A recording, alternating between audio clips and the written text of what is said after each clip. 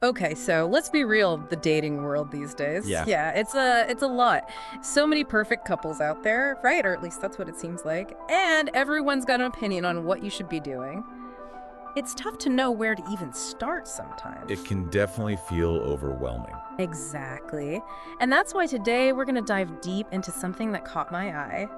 It's this piece called The Way It All NDS, the 5 endgames that all women face. Oh, yeah, I saw that one. Now, before you freak out and start thinking, wait, is my future set in stone? The point of this deep dive is to explore these potential outcomes, not to predict your fate or anything. Right, we want to help you see things a bit more clearly, give you some perspective on where things might be headed. Exactly. So no crystal balls here, just some good old-fashioned analysis and maybe a little bit of, maybe some tough love along the way. But it's all good. It's all about understanding the dynamics and making choices that feel right for you. Exactly. Okay, so enough with the intros. Let's get down to business. Endgame number 1. Winning the jackpot. Securing the high-value man. Okay, so we've all heard this fairy tale ending, right? But let's break it down. What does high value even mean in this context? Is it just about finding Prince Charming with a six-pack in a corner office? Well, the article definitely uses that term to paint a picture. Success and ambition, attractiveness, basically all the things that people conventionally find desirable. But it's tricky because these labels can be so subjective, right? What one person considers high value might be totally different for someone else. Totally. It's easy to get caught up in these societal ideals, but getting back to the article, it says that only a tiny, tiny fraction of women actually achieve this whole jackpot scenario. Is that for real? Yeah, they threw out a number around 1%. Now, obviously, exact numbers are always going to be debatable, but the point they're making is an important one. It's about the whole supply and demand thing in relationships. Okay, so what do you mean by that? Well, think about it like this. If there's a ton of people who want a certain type of partner, but not many of those partners actually exist, it gets pretty competitive. Okay, yeah, that makes sense. So it's kind of like trying to get into that super exclusive club with a line around the block. Exactly. Even if you get on the list, it's not a guarantee, right? And meanwhile, the people inside that club, they've got tons of options. Yeah, they're like, hey, should I go to this party or that one? Decisions, decisions. Right, and the article used this analogy of a buffet, which I thought was pretty funny. Oh, the buffet of choices. Yeah, that one. So basically, if you've got a whole buffet laid out in front of you, you're less likely to settle for the soggy salad, right? Exactly. You're going to go for the prime rib, the lobster, the good stuff. Okay, but this is all kind of starting to feel a bit depressing. Oh, how so? Well, if you don't fit this super narrow idea of high value, are you just automatically out of luck? No, not at all. That's not what we're saying. It's not just about checking off boxes on some superficial list, compatibility, shared values, being able to laugh together. Yeah. Those things are super important too. Okay, yeah, I guess looks aren't everything. Right.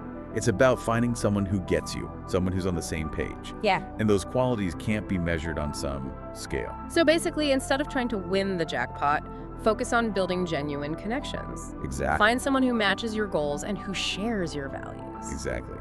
And sometimes that means adjusting your expectations a bit. Which brings us to endgame number 2, adjusting your price. Okay, now that one sounds interesting. Are we saying you should, lower your standards? Not exactly. Think of it more as a strategic move. Imagine a fancy designer store having a sale. Okay. They're not saying their clothes are suddenly worth less, right? Right. They're just making them accessible to more people. So in dating terms, this means being a little more flexible with your must-have list. Exactly. Recognizing that nobody's perfect and sometimes focusing too much on an ideal can actually blind you to someone who might be amazing. So maybe overlook a few minor flaws. Prioritize what really matters. Yeah, that's the idea. It's about understanding that perfection doesn't exist, and sometimes the best things in life come in slightly imperfect packages. Okay, I'm starting to see where you're going with this. But wait, doesn't this kind of contradict the whole know your worth thing? Shouldn't you stand firm on your expectations and not settle for less than you deserve? It's not about settling. It's about recognizing that value in a relationship can be defined in so many different ways. Okay, I see what you're saying. It's not just about external things. It's about that connection, the shared experiences, the support you build with someone. That's what really counts. So adjusting your price isn't about compromising your values. Right. It's about being open to different possibilities and realizing that sometimes the best things in life come in unexpected packages. Exactly. But even with a strategic discount, effort still matters. You can't just sit back and expect things to magically fall into place. Right, you got to put yourself out there. Yeah. Present yourself well, engage with people authentically. Those are crucial parts of any dating strategy. Makes sense. Okay, so we've talked about winning the jackpot and adjusting your price.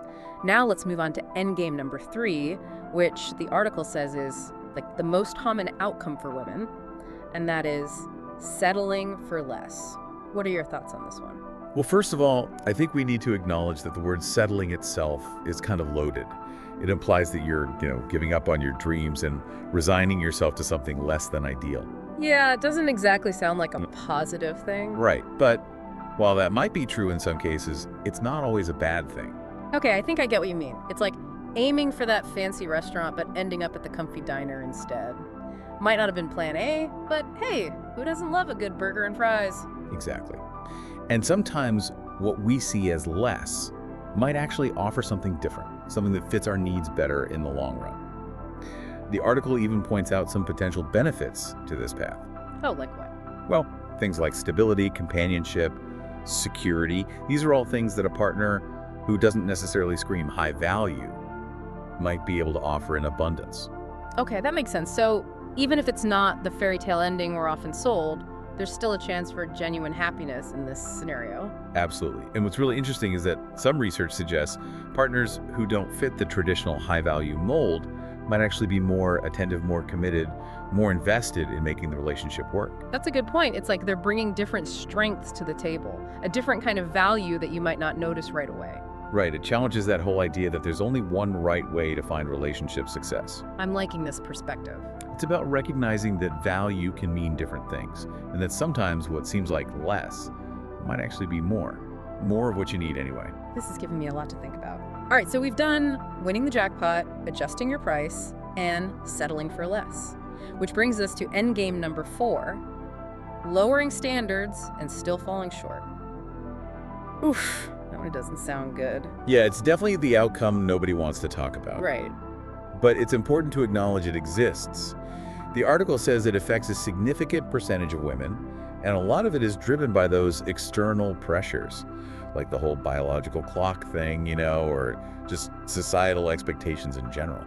Yeah, it's like when you're at the airport and you're starving, so you buy that overpriced sandwich even though you know it's going to be terrible. That's a perfect analogy. You're settling out of necessity, not desire. Exactly. And that can lead to a lot of regret down the line. So it's not just ending up with someone who doesn't meet your expectations, it's that feeling of compromising what you really wanted. Yeah. And that feeling is often made worse by all those external factors, Right, the fear of being alone, the pressure to fit into some timeline, all that. Yeah, exactly. Yeah. Like, oh no, I'm running out of time. It really highlights how important it is to check in with yourself. Absolutely. Make sure you're making choices because you want to, not just because of what other people expect. Yes, you have agency in this. Okay, that leads us to our final end game, flying solo. The article mentioned that this is becoming more and more common for women. What's driving that trend, do you think? Well, I think it's a few things. Societal norms are definitely shifting. More women are prioritizing education and careers, putting off marriage and kids. They're embracing different paths, which is great. It is, and that initial feeling of freedom can be amazing. But the article kind of hinted that things might get trickier as you get older. Yeah, the biological clock starts ticking louder, those societal pressures ramp up. And it can be especially tough for women who've been focused on their careers. Right, they've been killing it in the workplace, and suddenly it's like, wait, what about my personal life? Exactly. And what's really striking is that the article said most women who end up childless didn't actually choose that outcome. Yeah, it wasn't like a conscious decision to stay single and not have kids. It was more about timing, life circumstances, or just not finding the right person. So it wasn't intentional, it just sort of happened. Right. It challenges that assumption that women who were single and childless later in life somehow made a deliberate choice to forego those experiences. It's a good reminder that life is complicated, Exactly. Our paths aren't always straight lines, and there's no one right way to do things. Absolutely. It's about recognizing those individual experiences. Yeah. And not trying to oversimplify things. I love that. So we've just gone through these 5 relationship endgames. And I think it's safe to say it's a lot to process. It is heavy stuff, and I think it's easy to get caught up in the labels and the statistics, Start thinking your future is already decided for you. Yeah, like it's all predetermined. Exactly, but that's not what we're trying to do here. Right, the point isn't to freak you out. It's to help you understand the different possibilities. And to make choices that feel good for you. Exactly. None of these outcomes are inherently good or bad. It's all about what works for you as an individual. It's about having the knowledge and perspective to make your own decisions. Right, decisions that align with your values. And that's where this whole idea of the relationship marketplace comes in. It's not about reducing love to some cold, calculated transaction, but it's about recognizing that there are patterns out there. There are definitely dynamics at play, things we can observe and learn from. Okay, so let's unpack that a bit. What do we really mean when we talk about this dating marketplace? Well, we're talking about things like supply and demand, Right, like economics. Exactly. How people present themselves, the criteria we use to evaluate potential partners. It's this whole system that influences how we connect. So it's like this underlying current that's always there, whether we realize it or not. Yeah, it's always running in the background. And understanding how this marketplace works can help us navigate it better. Exactly. You can make choices that are aligned with your goals and hopefully increase your chances of finding a relationship that feels good, whatever that looks like for you. Okay, I see where you're going with this, but it still sounds a bit, I don't know, like a game or something. Shouldn't love be more about, love? What about spontaneity, those unexpected sparks? It's not about taking the romance out of it. It's simply about recognizing patterns that exist. Okay, that makes sense. Understanding those patterns can help you make more informed choices. So, if we accept that this marketplace is a real thing, what are some key things we need to understand about it? What can we learn from those 5 endgames we talked about? Well, one of the most important takeaways is that you have agency. You're not just a pawn in this game. You have the power to make choices that shape your experience. So it's not about waiting around for Prince Charming to sweep you off your feet. Right. It's about being proactive. Taking charge of your own romantic destiny. Exactly. And that starts with being honest with yourself about what you really want. Like, what are your deal breakers? What are you willing to be flexible on? Exactly. What kind of relationship are you actually looking for? Once you have that clarity, you can start making choices that move you in the right direction. It's like any other big decision in life, right? Absolutely. Buying a house, choosing a career path. You got to do your research, weigh your options, make choices that are aligned with your goals. And just like in any marketplace, there's competition. Oh, yeah, that's true. It's not about comparing yourself to others, though. Right. Or trying to fit into some mold. Exactly. It's about understanding what makes you unique, what you bring to the table. So owning your worth or recognizing that value can show up in different ways. Yes. Intelligence, humor, kindness, all those things matter. They absolutely contribute to who you are and what you can offer in a relationship. And being intentional with your actions. Oh, yes, that's crucial. Where are you meeting people? How are you presenting yourself? Are you putting yourself in situations where you're likely to meet people who share your values? It's about having a plan, a strategy. Right, like a roadmap. Exactly. You might not know the exact destination, Right. but having a direction in mind can make the journey more meaningful. And that brings us to another important point, timing. Ah, yes, timing. The article talked about how tricky that can be, especially for women who focus on their careers first. It's true. By the time they're ready to settle down, things might look different than they expected. Yes. And it's not about saying women shouldn't prioritize their careers. It's simply about recognizing that every choice has potential consequences down the line. Right, there are trade-offs. And being aware of those trade-offs can help you make more informed decisions. It's a balancing act. It is. We're always weighing our priorities and making choices based on where we are in life. But it's good to be mindful of the bigger picture. Absolutely. And remember, this whole marketplace thing, these dynamics, they apply to everyone. It's not just about women trying to find a partner. Everyone's making choices, figuring out their priorities, looking for connection in their own way. So it's a two-way street. It is. Okay, so we've talked about agency, competition, being authentic, being intentional, and timing. Anything else we need to keep in mind when navigating this dating marketplace? One big thing we haven't really touched on is that the marketplace itself is constantly changing. Societal norms are evolving, technology is changing how we connect, and people's priorities are always shifting. What worked for your parents' generation might not work for you, and what works for you now might not work in 5 or 10 years. So it's like playing a game where the rules are always changing. Exactly. Got to stay on your toes. You do. You need to be adaptable, open to trying new things. It can be daunting, but it's also exciting, right? It is. It's an opportunity to get creative and figure out what works best for you. So it's not about following some strict set of rules, it's about embracing the fact that things are always in flux. Exactly. And remember, it's a journey, not a destination. There will be ups and downs, but the key is to stay curious and open to learning along the way. That's a great reminder. It's not about reaching some perfect endpoint, it's about the process itself. Exactly. And sometimes that means going against the grain, challenging expectations, and creating your own path. And that brings us back to those 5 end games. Yes. They're just frameworks, ways of looking at the different ways relationships can unfold. What truly matters is how you feel about the path you're on. Right. Whether you win the jackpot, find someone who's a perfect fit, or choose to fly solo, what matters most is that you're making choices that feel good to you. Choices that are aligned with your values and bring you a sense of fulfillment. Exactly. And sometimes that might mean doing things differently, Yeah. redefining what success looks like, and creating your own unique path. I love that. It's about recognizing that there's no one right way to do things. And embracing the complexity of it all. The possibilities are endless. They are. So we spent all this time talking about these 5 end games the article laid out, and I gotta say, there's a lot to unpack here. There is. It can feel pretty overwhelming. Right, but the goal isn't to just leave you with all these ideas swirling around in your head. Well, I want to give you something you can actually use. Exactly. We want you to walk away from this feeling empowered, not overwhelmed. Right, like you can actually do something with this information. So, where do we even begin? Well, the first step is actually pretty simple, but people often skip over it. It's all about taking some time to reflect on what really matters to you. Ooh, I like that. Yeah, think about your values, your priorities. When it comes to relationships, what's non-negotiable? What are you willing to be flexible on? That's so important. It's easy to get caught up in what other people think, you know? But ultimately, the best relationships are the ones that are built on a foundation of shared values. Absolutely. And once you have a better understanding of your own needs and wants, then you can start to figure out where you fit into the whole relationship landscape. Okay, so know yourself first. Right. Be honest about your strengths and weaknesses, the challenges you might be facing, the opportunities that are out there.